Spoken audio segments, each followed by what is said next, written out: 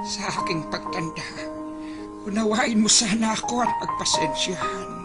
Kapag dala ng kalabuan ng mata, ay nakabasag ako ng pinggan o nakatapon ng sabaw sa pagkainan. Huwag mo sana akong kagagalitan.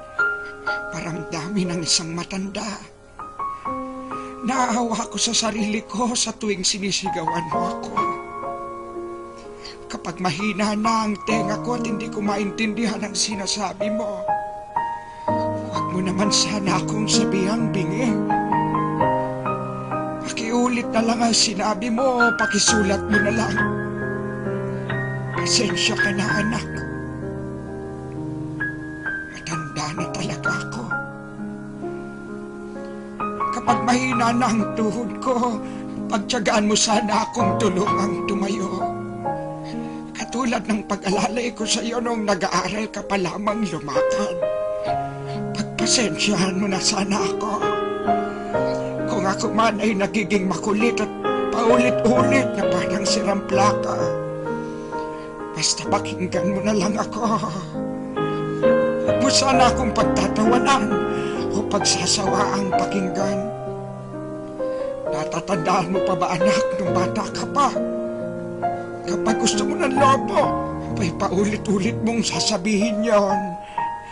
Maghapon kang nangungulit hanggang hindi mo nakukuha ang gusto mo. Pinagtiyagahan ko ang kakulitan mo. Pagpasensyahan mo na rin sana ang aking amoy. Amoy matanda, amoy lupa.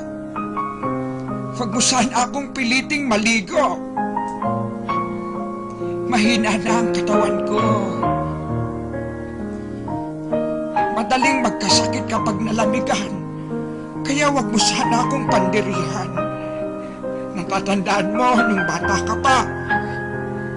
Pinagtsatsagaan kitang habulin sa ilalim ng kama kapag ayaw mong maligo. Pagpasensyahan mo na sana kung madalas ako'y masungit. Lala na marahil ito ng katandaan. Pagtanda mo, maiintindihan mo rin ako. Kapag may konti kang panahon, magkwentuhan naman tayo. Kahit sandali lang, hinip na ako sa bahay. Pagkapong nag-iisa, walang kausap. Alam ko, busy ka sa trabaho. Subalit nais kong malaman mo na sabik na sabik ako. Makakwentuhan ka kahit alam kong hindi ka interesado sa mga kwento ko. Natatandaan mo, anak, nung bata ka pa. Pinagtyagaan kong pakinggan at intindihin ang pautal-utal mong kwento tungkol sa iyong teddy bear.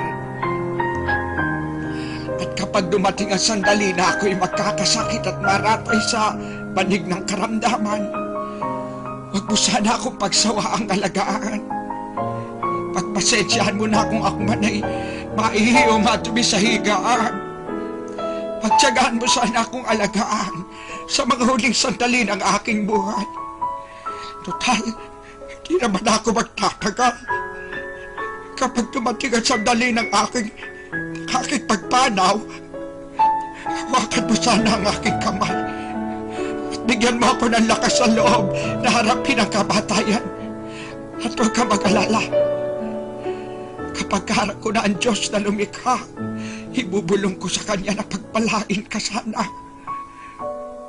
Dahil naging mapagmahal ka sa iyong ama't ina.